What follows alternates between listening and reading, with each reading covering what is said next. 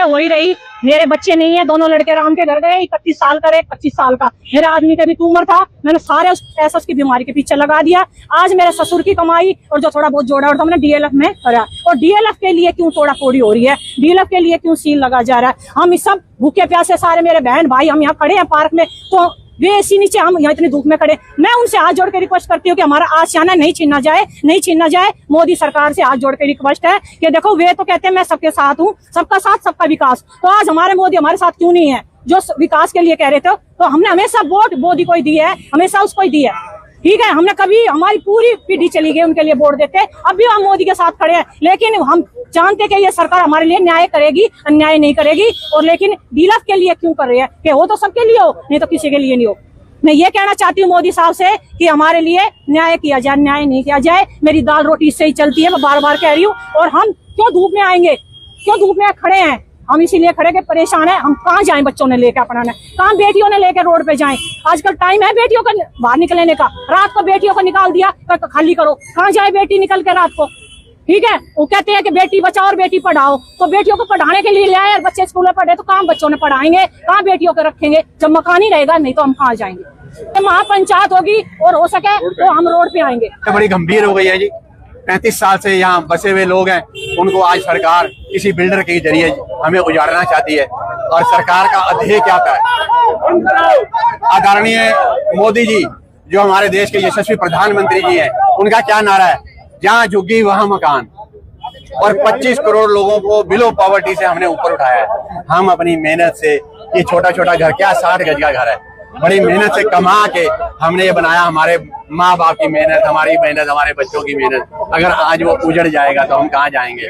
हमारी फैमिली पहले पाकिस्तान से आई, वहां से उजड़े, 50 साल में 60 साल में इसमें कामयाब हुए, इस कामयाबी के बाद अब फिर उजड़ जाएंगे, फिर 50-60 साल। हमारी उम्र कितनी है, और 2-4 साल कहाँ है, करियाने की दुकान कहाँ है। सिर्फ बिल्डर ने यहाँ कमर्शियल एक्टिविटी के हिसाब से कोई चीज दी है, कोई मार्केट दिया है हमारे को, कोई मेडिकल स्टोर दिया है, कोई स्कूल दिया है, क्या दिया है, कुछ नहीं दिया। सिर्फ प्लाट काटे और बेच दिए। अब हमारे को फैसिलिटी तो चाहिए, कपड़ा भी चाहिए, राशन भी चाहिए, मेडिकल स्टोर भी चाहिए, ये सब चीजें चाहिए ना, नेसेसिटी है ना हमारी लाइफ की।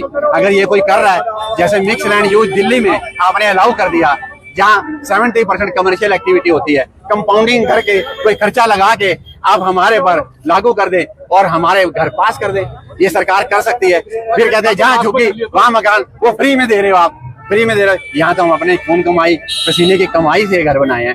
हम आदरणीय मोदी जी से हाथ जोड़कर सभी विनती करते हैं, आदरणीय सीएम साहब से हाथ जोड़कर विनती करते हैं कि हमारे इन आशियानों को बचा लो, किसी तरीके से ऐसी पॉलिसी ले आओ जिससे हमारे घर बच जाएं। ये हमारे घर नहीं टूट गए तो हमारा बड़ा बुरा हाल हो जाएगा, फिर दोबारा हम सड़क पे आ जाएंगे। यही विनती हम करते हैं और हमेशा उनको हम सपोर्ट करते हैं। ऐसा नहीं है कि हम सपोर्ट नहीं करते, हम सपोर्ट सारी जिंदगी करते भी रहेंगे। हम कहीं बदलने वाले नहीं है, हमारा खून एक ही जगह है, एक ही जगह रहेगा। लेकिन हमारी विनती भी सुनो, मिडिल क्लास की भी सुनो, सिर्फ नीचे और ऊपर वालों के नहीं, मिडिल क्लास की भी कुछ सुनो। मिडिल क्लास की सुनोगे तभी हमारा बेड़ा पार होगा। ये कोई पैसे देके लाए हुए नहीं, ना कोई चंदा देके लाए हुए, ना किसी खाना देके लाए हुए, ना किसी को। ये सबकी रो रहे हो, परेशानी है हम सबको। ये लोगों के आंसू इकट्ठे किए हैं, क्योंकि हर आदमी ने अपना खून पसीना बेचकर अपने बच्चों के लिए आशियाना बनाया, रिटायरमेंट के लिए प्लान किया कि मकान बनेगा तो किराया आएगा। तो गलत काम किया हम लोगों ने, अपनी बहनों ने, अपने। हम ये चाहते हैं भाई, अब शांति से चाहते हैं कि हमें कम से कम बता दे इसका क्या सोल्यूशन है, वो बता दे। कंप्लाइंस है, कंप्लाइंस बता दो, हम कंप्लाइंस पूरा करेंगे। कानून के साथ है, कानून हम साथ में हैं हम लोग। लेकिन गलत चीज तो मत करो। रात को आप वैसे एक सरकारी आदमी, भाई साहब, एक सरकारी आदमी सुबह 10 से 5 बजे तक नौकरी करता है, लेकिन डेमोलिशन के रात को 11 बजे तक करो आप, क्या कानून है रात को? इतने हमारे 5,500 लोग। हाईकोर्ट ने कहा है, लेकिन ये नहीं कहा कि आप कंप्लाइंस पूरा करो, जहाँ लगता है वो करो। लेकिन थोड़ा कि आपने लिस्ट बना दी, आपके किसी आदमी बता दी, ये धंधा मत करो ना। देखो ये आपका कानून है, कानून है, क्या कानून है, किसी से पूछा कानून करना ठीक है, लेकिन हमारे जो नेता लोग हैं वो हमसे बातों करें, मिले तो हमसे बातों करें, क्या चाहते हैं हम। हाँ ठीक है, मैं मार दो, विधायक भी नहीं आया। लिस्ट थी 14,700 कुछ मकान थे, अब ये हाई कोर्ट में आए मकान रह गए 5900। अब वो और मकान इन्होंने लिस्ट में से किस बिना पे काटे या क्यों छोड़े, वो हाई कोर्ट में भी प्रूफ नहीं कर पा रहे। अभी क्या कुछ आदमी हाई कोर्ट जाके अपनी रिलीफ ले आए, पर इन्होंने जो नहीं गए उनकी आड़ में सबको, चाहे किसी का 2 मंजिल है, किसी का 4 मंजिल है, लाइन से ये कह रहे हैं कि भाई मकानों को खाली करो।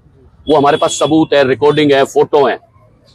अब किसी चीज की कोई प्रॉब्लम है तो सरकार हमें बुलाए, भाई पार्षद है, एसोसिएशन बनी हुई है, भाई आप लोगों ने, आपकी कॉलोनी ने ये गलत काम करके इसको ठीक करो, हम बात करने के लिए तैयार है, ऐसा कुछ नहीं है।